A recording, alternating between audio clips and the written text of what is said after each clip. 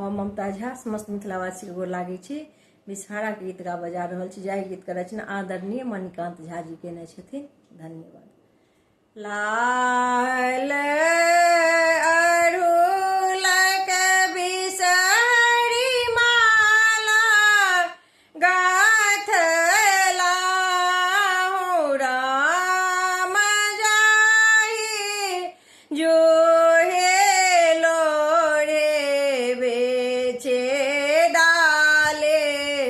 साजला राम जाहि जुहे लोरे बेचे डाले साजला बेले ओ चमेली और गेंदा रे गुलाब राम बाबा फूल बाड़ी सा तोड़ी हमल राम बाबा फूल बाड़ी सा तोड़े हमल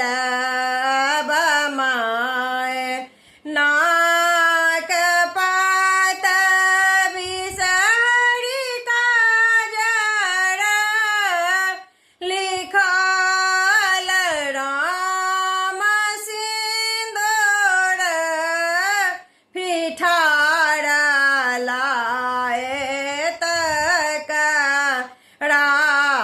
ढौरा राम सिंदूर पिठार लाए तक ढौरा खुश खो